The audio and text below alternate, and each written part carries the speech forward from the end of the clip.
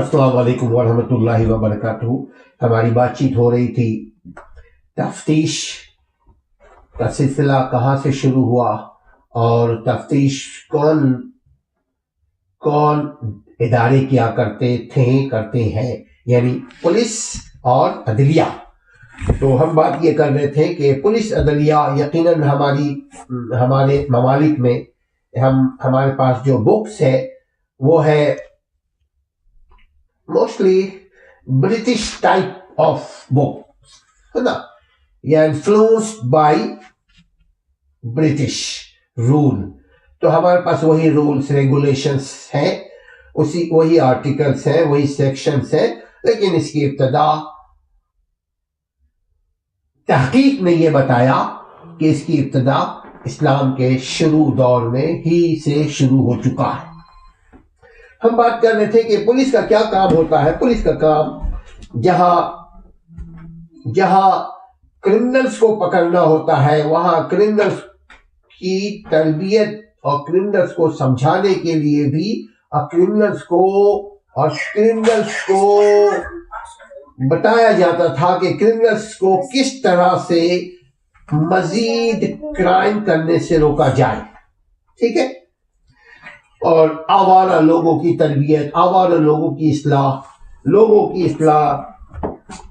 ان کی بے راہ روی جو لوگ اختیار کیے ہوتے تھے، جو قصور کیا کرتے تھے، قصوروار لوگوں کو سزاؤں کا بندوبست کروانا، یہ سب کام پولیس کا تھا۔ خود سزا نہیں دیتی، وہ عدالت کو ریفر کرتی، وہاں جا کر عدالت ان کے لیے پوری ایک کارروائی کرنے کے بعد ان کو سزا کے جزا دیا کرتے تھے۔ حضرت امیر معاویہ بنی امیہ کے پہلے خلیفہ، ان کا نام ہے امیر معاویہ، ان کے دور میں یہ ادارہ یعنی تفتیشی ادارہ، ویسے شروع تو اللہ کے نبی صلی اللہ علیہ وسلم کے دور سے شروع ہو چکا تھا، اس کے بعد یہ عمر رضی اللہ تعالیٰ عنہ کے دور میں باضابطہ ادارہ قائم ہو چکا، لیکن اس کو چونکہ 3 کانٹیننٹس تک بھرپور اسلام کی حکومت تھی، تو امیر معاویہ رضی اللہ تعالیٰ عنہ نے اس کو اور جدت بخشی، اس میں اور ماڈیفیکیشن کی گئی، اس میں اور شائننگ کی گئی، اس میں اور بہت سارے ڈپارٹمنٹ ڈالے گئے، اس کی نفری میں اضافہ کیا گیا، پولیس کی نفری میں، اور عدلیہ کی یعنی قاضی سسٹم کو بہت بڑھایا گیا، مدینہ سے لے کر کے ایشیا تک اس کے سسٹم کو نافذ کیا گیا، یعنی سندھ تک جو محمد بن قاسم کے ساتھ قاضی حضرات بھی آئے تھے، انہوں نے آنے کے بعد یہاں سسٹم بنایا، ورنہ انڈیا میں یہ سسٹم نہیں تھا۔ انڈیا میں وہی سسٹم تھا جو ابھی بھی بہت سارے ممالک کے گاؤں میں وڈیراازم ہے نا، وڈیراازم، خانزم، فیوڈلزم، یہی چیزیں تھیں۔ اس کو محمد بن قاسم نے اپنے ساتھ وہ سسٹم لے کر آئے، پولیس سسٹم، انویسٹیگیشن سسٹم اور عدالتی سسٹم، اور یہاں نافذ کیا، بعد میں اس کو برٹش نے اپنایا۔ تو اب میں بات کر رہا تھا کہ امیر معاویہ نے اپنے عہد میں محکمہ پولیس کو خاص طور پر ترقی دی گئی، کیونکہ پولیس کے ذریعے ایک کام اور بھی کیا جاتا ہے، حکومتوں کو چلانے میں آسانی ہوتی ہے۔ کرمنل لوگ ان کو ڈسٹرب نہیں کرتے، حکومت کو نہیں کر سکتے، اسی لیے، اور فوج ہر وقت شہر میں نہیں ہوگی، فوج کا کام ہے سرحدوں پہ، پولیس کا کام ہے محلوں میں، شہروں میں، ہمارے گھروں کی حفاظت، ہمارے محلے کی حفاظت، یہ ہے پولیس کا کام۔ تو یہ امیر معاویہ کے دور میں بہت اس کو ترقی دی گئی، اور خاص کر کے جہاں فسادات ہوتے تھے، علاقے میں فسادات ہوتے تھے، یہ جو پنجاب کے ایریا ہے، جو یہ جتنے بھی پٹی ہیں، یہاں اس کے ہم تنظیم ریاست کے نام لیے بغیر، یہ جہاں جہاں فسادات ہوتے تھے وہاں پولیس کا خاطر خواہ نظام قائم کیا گیا۔ صرف کوفہ میں، عراق کا ایک شہر کوفہ ہے، بہت سارے اہل علم جانتے ہیں، وہاں ایک چھوٹی سی، پہلے یہ بہت بڑی جگہ نہیں تھی، چھوٹی سی جگہ، وہاں 40 پولیس اسٹیشنز قائم کیے گئے. کیوں؟ تاکہ عوام کو کرمنل لوگوں سے بچایا جا سکے. اس کے بعد پہلے داری کا سسٹم تھا، جو چوکیداری سسٹم ہے، یہ بھی پولیس کی ذمہ داری تھی. پوری چوکیداری کا نظام قائم کیا گیا، یعنی پولیس کا نظام قائم کیا گیا، اس کو چوکیداری نظام بھی کہتے ہیں. پہرہ داری عمل میں لائی گئی تھی تاکہ مشتبہ لوگ، شریر پسند لوگ کے نام. اچھا، اور ایک کام، جتنے بھی یہ جو کرمنلز لوگ ہیں نا، جو آج کہتے ہیں کہ جو کرمنلز کے ریکٹ موجود ہے پولیس کے پاس، ہاں سبحان اللہ، یہ کام امیر معاویہ کے دور سے شروع ہوا کہ جتنے بھی کرمنل لوگ ہیں، جتنے بھی سائیکو لوگ ہیں، جتنے بھی بدماش قسم کے لوگ ہیں، جتنے بھی شرپسند لوگ تھے، ان کے نام رجسٹر پہ لکھے جاتے تھے.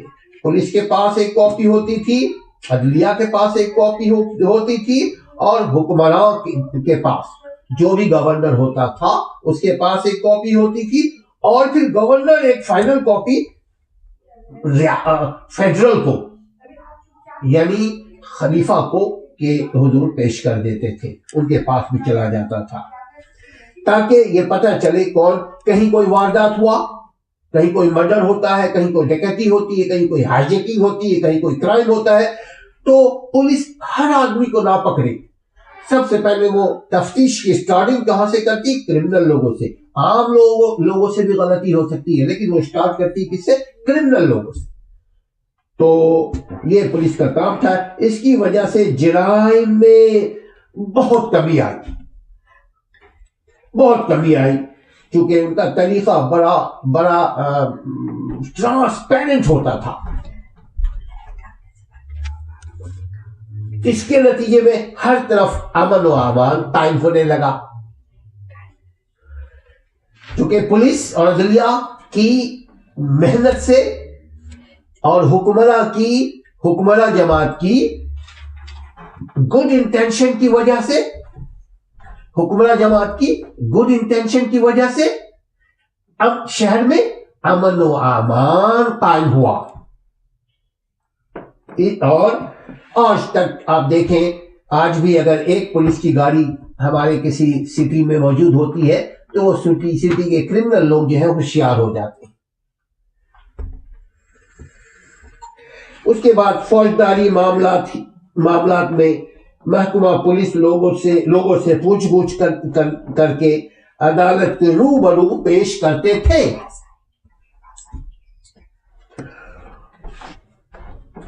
اور پھر محتسب یعنی عدلیہ کو وہ پیش کیا جاتا تھا.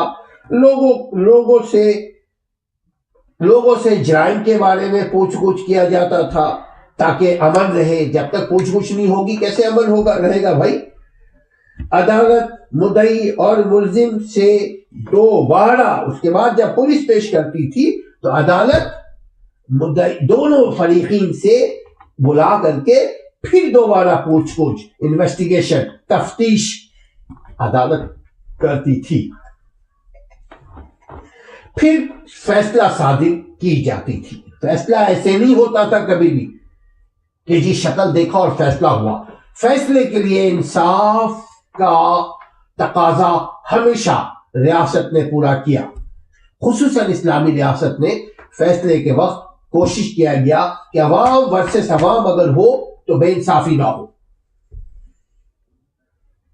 دوران تفتیش اصل حقائق سامنے لانے کی کوشش کی جاتی تھی. مدعی یا ملزم دونوں سے تفتیش کی جاتی تھی. تفتیش اختیارات صرف ان دونوں محکموں کے پاس تھے اس زمانے میں اور آج بھی. جرائم کی صرف تفتیش کرتے، یہ لوگ جرائم کی تفتیش کرتے تھے اور ایویڈنس اینڈ وٹنسز کی جمع بندی بھی کیا کرتے تھے. ان کو بلانا، ان کی حاضری کو ممکن بناتے تھے.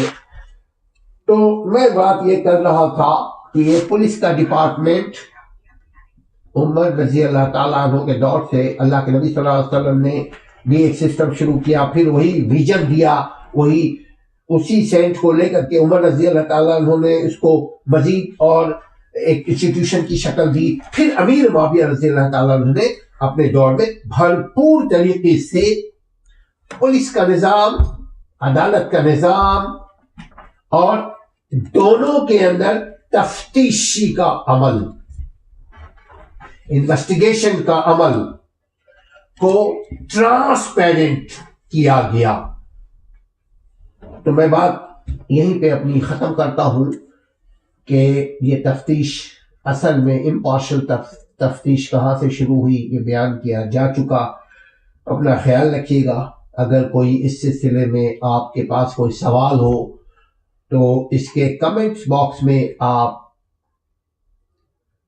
اپنے آرا سے ہمیں باخبر کریں، اپنی شکایت، اپنی جو کوشچنس ہو اس کو تحریر کریں، تاکہ ہم اگر آپ کے اکارڈنگ ٹو یور کوشچن اگر ہم جواب دیں تو اس میں اور زیادہ مزہ آئے گا۔ ابھی تو ہم ایک سرسری سا جائزہ لے کر آپ کے سامنے پیش کیا۔ اب اپنا خیال رکھیے گا، اپنے محلے والوں کا، اپنے رشتہ داروں کا، اپنے بچوں کا، اپنے ماں باپ کا خیال رکھیے گا۔ اسلم کو اور ہمارے ٹیم کے سارے ساتھیوں کو اجازت دیجیے۔ السلام علیکم ورحمۃ اللہ وبرکاتہ۔